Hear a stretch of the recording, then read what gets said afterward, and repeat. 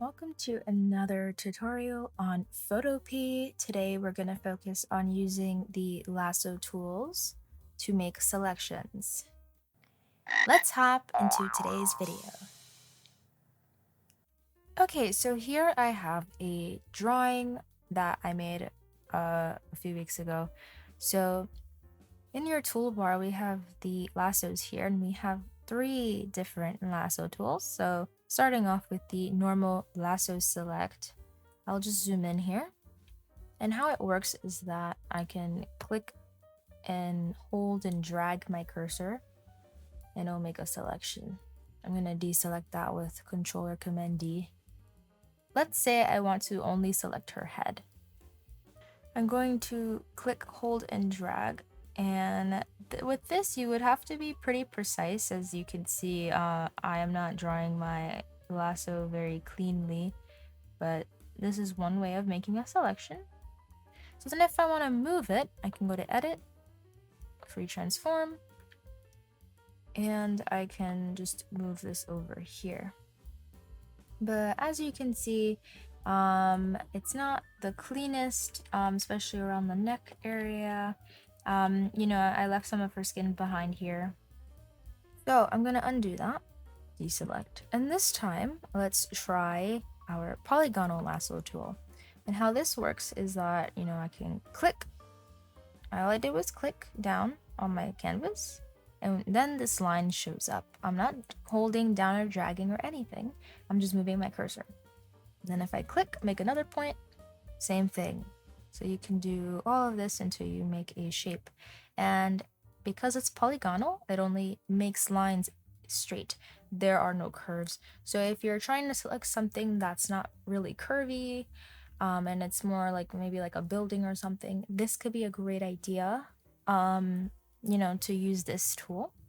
So zooming in here, I already made a point, and I can be a little more precise if I wanted to, and making more points because it is a curved surface. So that's like one way around using the Polygonal Lasso tool for more curved areas. And I don't really care too much about the hair at this point. Let's just speed through this. But I can go in and make like smaller points like I did with the neck area if I wanted the hair to be a little more precise. And then I can always go back to Edit, Free Transform, and I can just move the head over. And we can see, because I paid some more attention to the neck, it is a little cleaner, but it's not perfect either, but it's pretty good. The last lasso tool is this magnetic lasso tool. So how this one works, if I click right here and I'm not holding anymore, I'm just moving my cursor around, we can see that it is automatically kind of following that outline that I have here in order to make the selection. We can see it has all of these points already where the neck is.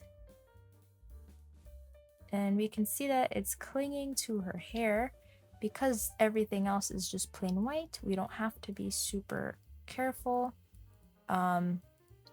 If there were like a ton of other things in the photo, it might start clinging onto other things that you don't want.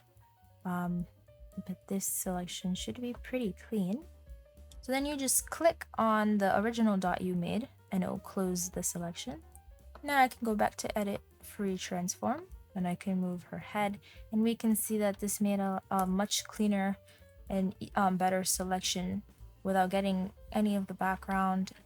Some of the line here got left behind from the hair outline, and this kind of got chopped a bit, and this looks a little weird, but it is a pretty clean selection and was done very easily with almost no effort. So those are the 3 lasso tools in Photopea. Stay tuned for more short tutorials like this where I go over a specific tool.